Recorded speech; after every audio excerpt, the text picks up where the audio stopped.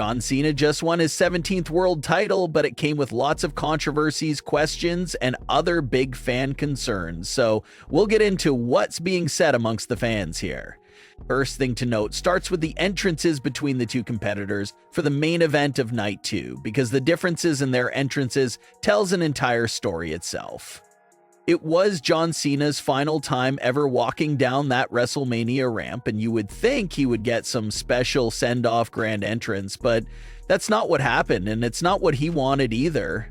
John Cena walked down the ramp as his music played with no special entrance, no special lights, not even a Titantron video. Nothing but a black background and his name in simple white text, nothing more.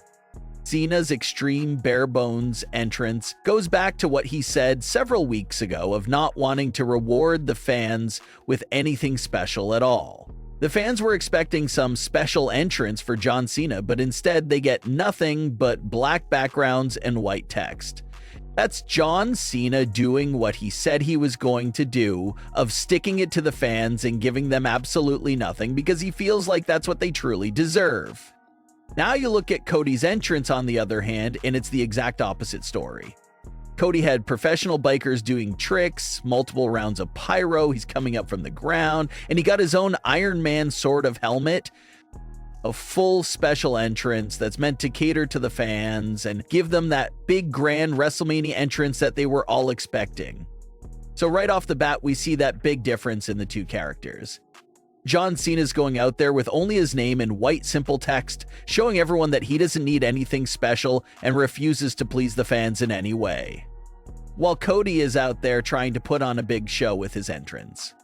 But they get to the match, and it's evident right away that this crowd is completely behind John Cena and fully against Cody Rhodes. And so that's another unexpected turn that has happened here over the last few weeks. Go back to John Cena's first appearance after his heel turn, and he was brutally booed out the building, and Cody was praised by the live fans. But now in current day, the fans have fully embraced heel John Cena and stand behind him fully against Cody Rhodes. Even on the Smackdown before WrestleMania, the live fans betrayed Cody Rhodes. They started to heavily boo Cody on that edition of Smackdown, but Cody, being the phenomenal talent that he is, he was able to win that crowd back by throwing a few heavy insults at John Cena. So major props to Cody for winning the Smackdown crowd back during that pivotal moment, but there was no winning the crowd back here during the WrestleMania Night 2 main event. They were fully against Cody Rhodes, and nothing was changing that. Fans knew that there would come a point where the referee goes down and chaos would surely take place, and that's what happened. Travis Scott eventually makes a surprise appearance and heads down to the ring to cause interference and stop Cody from winning the match. But the next pivotal part to really dissect here is what happened with the title and Cody Rhodes. Cody was able to stop Cena from hitting him in the face with the title and grab possession of the title from Cena. Cena was begging and pleading for Cody not to hit him with the title, and Cody was seriously contemplating it. The referee was knocked out, no one was in sight to see it. Cody could take in one swing of that title to Cena's face and easily retain his title. Cody thought about it for a while, but ultimately stalled too long and couldn't pull the trigger, leaving the door open for John Cena to low blow Cody Rhodes and eventually pick up the win to secure his historic 17th world title victory. So that moment right there of Cody not having it in him to cheat is going to be a moment to remember, because you get a feeling that moment is going to come into play again in the future. It basically mirrors what we saw happen not that long ago with Kevin Owens. Kevin was in a prime position to defeat Cody Rhodes for the title during their first meeting with each other. All Kevin had to do was play a little dirty, target Cody's injured knee, and do some pretty messed up things in order to achieve his ultimate goal of becoming champion. But Kevin was an honorable character at the time of the first match, and he as well couldn't find it in himself to cheat and play unfairly. And because of that hesitation from Kevin, it costed him the title that night. But what did Kevin do shortly after that? Kevin embraced the bad thoughts, turned heel, and never held back again after that. Cody's title loss also mirrored Roman's title loss from WrestleMania 40, because Roman's title reign also came down to a wrong decision. Roman had a chair in his hand in the closing moments with both Cody and Seth in his sights. If Roman hit Cody with the chair, Roman probably never loses the title. But Roman made the wrong choice and hit Rollins with the chair, which ultimately was the wrong move, and it costed him the title. So here in Cody's case, him playing nice and doing the honorable thing of deciding not to cheat basically was the wrong move that costed him the title. If Cody pulled the trigger and smacked Cena with that title, Cody would still be champion right now. So that's a moment that can't be forgotten and needs to be highlighted and underlined, because that moment right there could be the very start of Cody's journey into the dark side. Cody comes to the realization that doing the right thing was ultimately the worst decision to make, and who knows what dark paths that's going to lead down if he starts getting into that mentality. So that can also be the low-key narrative that's happening here in the background. Maybe the main mission and lesson John Cena is trying to teach Cody here is that he has to become literally just like him and embrace the dark side to succeed.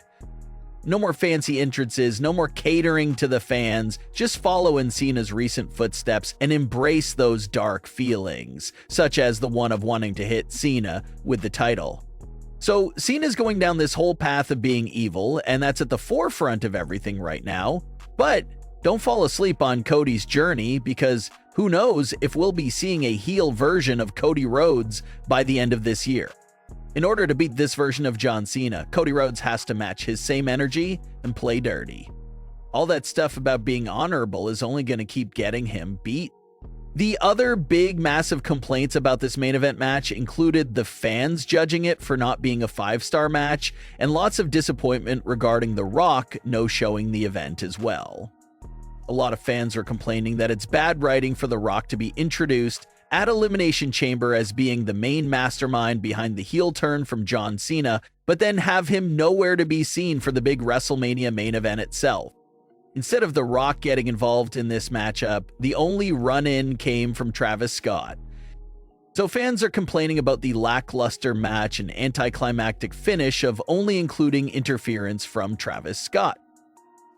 But however, like some fans pointed out, this could actually be seen as great storytelling, because this is exactly what John Cena promised and vowed to do. Cena didn't go out there in the weeks leading up to WrestleMania and promise to deliver an instant classic match with Cody Rhodes. What Cena promised to do was actually ruin wrestling, make the fans miserable, and continue to give them things that they don't want. That was the only few things John Cena promised. So when you look at it through that perspective, WrestleMania is actually, ironically, great storytelling, because Cena is staying true to his word of making life miserable for the fans. When Travis Scott's music hit at WrestleMania, John Cena can be seen laughing hysterically. Maybe Cena was laughing out of the relief that his backup had arrived. Or maybe it's a bit deeper than that. Maybe Cena was laughing because he knew everyone was expecting The Rock to interfere in the match, but he knew The Rock wasn't coming out or appearing at all, so he had a moment there laughing because he knew the fans were going to be disappointed with Travis Scott being the only special guest. So maybe John Cena's character purposely made sure The Rock didn't show up at WrestleMania, just to keep this narrative going of Cena ruining fans' expectation. So it's just ironic to hear fans be critical of the match and the finish, because in a strange way, this just perfectly feeds John Cena's narrative. He never said this was going to be the greatest WrestleMania match of all time.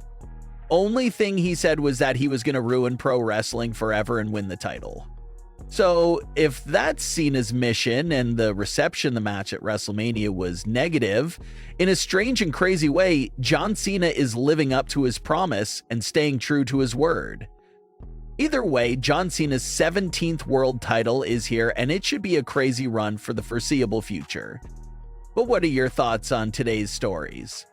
Leave your comments, don't forget to subscribe with all notifications on, and leave a like if you enjoyed. Thanks for watching, guys.